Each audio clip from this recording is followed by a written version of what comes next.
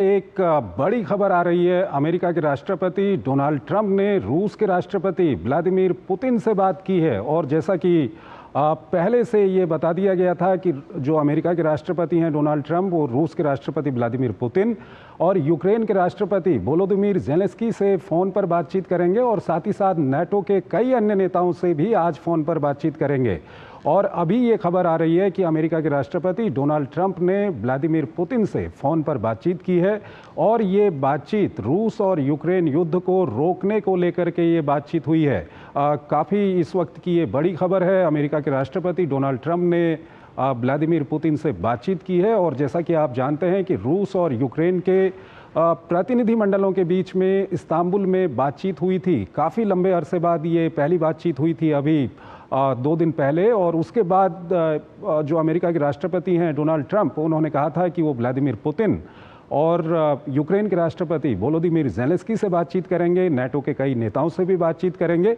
और इस सब के बीच एक महत्वपूर्ण बयान अमेरिका के उपराष्ट्रपति जेडी वेंस की तरफ से आया है। उन्होंने कहा है कि रूस और यूक्रेन के बीच में शांति वार्ता या रूस और यूक्रेन के बीच में शांति करवाने में कुछ परेशानियां आ रही हैं और उन्होंने कहा है कि अगर ये परेशानी आएगी तो ये अमेरिका का युद्ध नहीं है। तो कहीं न कहीं एक संकेत फिर से दिया है कि अमेरिका जो मध्यस्थता कर रहा है रूस और यूक्रेन के बीच में, अमेरिका इससे पीछे हट सकता है। अंशु जोशी हमारे साथ जुड़ी हुई हैं, विदेशी मामलों की जानकार हैं, उनसे हम बातचीत करेंगे। अंशु जी, अभी की ये खबर ये है कि डोनाल्ड ट्रंप ने व्लादिमीर पुतिन से बात की है अभी, और आज ही वो यूक्रेनी राष्ट्रपति ज़ेलेंस्की से और नाटो के कई नेताओं से वो बातचीत करने वाले हैं।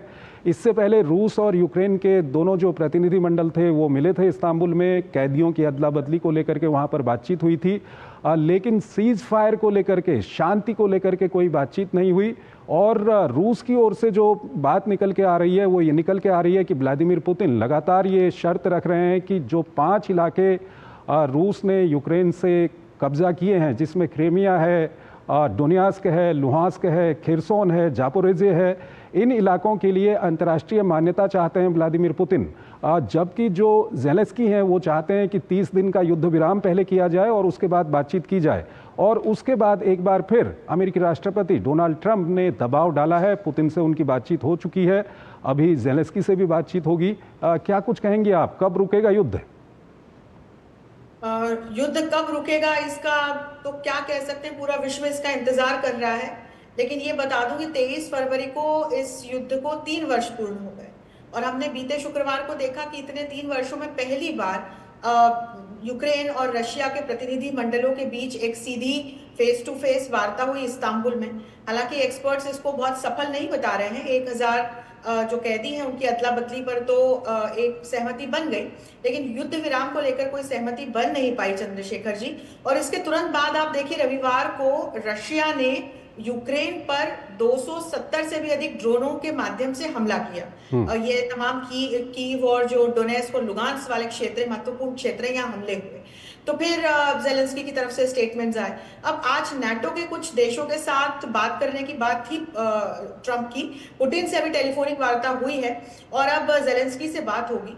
तो मेरी और पूरे विश्व की आशा यह है कि जल्द से जल्द ये इस युद्ध का पहले विराम हो और फिर इसे अंत की ओर ले जाया जाए। लेकिन हर कोई एक विन विन सिचुएशन चाहता है, हर कोई अपने इंटरेस्ट्स को सिक्योर करना चाहता है चंद्रशेखर जी, इसीलिए इस युद्ध विराम पर सहमति नहीं बन पाई। एक दिक्कत और आ रही है रूस की ओर से, जो क्रेमलिन के अधिकारियों की ओर से बताया जाता है, वो ये बताया जाता है कि थोड़ा सा जो ज़ेलेंस्की हैं वो मानने लगते हैं तो यूरोप के देश जिनमें नाम लेकर के वो बोलते हैं कि ब्रिटेन और जर्मनी, वो कहीं ना कहीं ज़ेलेंस्की को आगे बढ़ने से रोकते हैं। और वहीं जो रूस ने शर्त रखी है कि 5 इलाकों को अंतर्राष्ट्रीय मान्यता मिले, इसको लेकर के भी परेशानी आ रही है। अमेरिका को शायद दोनों के बीच में बातचीत को आगे बढ़ाने में काफ़ी परेशानी आ रही है। यही कारण है कि अमेरिकी उपराष्ट्रपति आज उन्होंने फिर संकेत दिया है कि अमेरिका पीछे हट सकता है मध्यस्थता से। इस पर क्या कुछ कहेंगे आप? ये बड़ी कॉम्प्लेक्स सिचुएशन बनी हुई है चंद्रशेखर जी। नाटो के जो ये तमाम देश हैं, यूरोप के जो देश हैं, वो ज़ेलेंस्की के साथ खड़े हुए नजर आते हैं। ट्रंप मुझे कहीं ना कहीं पुतिन के साथ खड़े हुए नजर आते हैं। वो ज़ेलेंस्की पे इस बात का दबाव भी बना चुके हैं कि युद्ध को अंत की ओर ले जाएं, पर ऐसा हो नहीं पा रहा। ज़ेलेंस्की जब टेबल पर आने की सोचते हैं तब पुतिन पीछे हट जाते हैं, और ज़ेलेंस्की जब आने की बात करते हैं तो यूरोपियाई जो देश हैं जिसमें ये ब्रिटेन जैसे देशों का, जर्मनी जैसे देशों का नाम खुलकर लिया जा रहा है, ये जेलेंस्की को आगे बढ़ने से रोक देते हैं। तो ये जो तमाम विकट परिस्थितियां बनी हुई हैं, अच्छा पुतिन चाह रहे हैं कि जो 5 महत्वपूर्ण, ये बड़े स्ट्रेटेजिक महत्व के इलाके हैं और इसके माध्यम से आप देखिए कि कैसे क्रीमिया तक रशिया की एक रीच बन रही है, उसका एक लैंड कॉरिडोर बन रहा है। तो पुतिन इन तमाम इलाकों को वापस नहीं करना चाहते, वो चाहते हैं कि यहाँ पर एक रशिया की जो प्रतिनिधित्व है या जो रशिया की गवर्नेंस है उसको मान्यता दी जाए। उसे जेलेंस्की मानेंगे नहीं, जेलेंस्की वॉर हीरो बनना चाहते हैं। इस तमाम पूरी सिचुएशन में यूक्रेन बर्बाद हो चुका है। ट्रंप इस बात को कहीं ना कहीं समझ रहे हैं और उन्होंने अपने इलेक्टोरल कैंपेन में भी वादा किया था कि यदि वे राष्ट्रपति बनते हैं तो इस युद्ध को अंत की ओर ले जाएंगे। लेकिन अभी अंत छोड़िए, विराम को ही लेकर के सहमति नहीं बन पा रही और इसको लेकर नाटो में भी एक डिवाइड दिखाई पड़ रहा है कि कुछ देश ट्रंप के साथ है, कुछ देश जेलेंस्की के साथ खड़े नजर आ रहे हैं और ट्रंप और जेलेंस्की के बीच ये सीधा दिखाई पड़ता है कि अमेरिका यूक्रेन से अब पीछे हटता हुआ मुझे दिखाई पड़ता है। ठीक है, अंशु जी हमारे साथ बने रहिए। एक और महत्वपूर्ण खबर है, उस पर हम बातचीत करेंगे, लेकिन यहाँ पर हम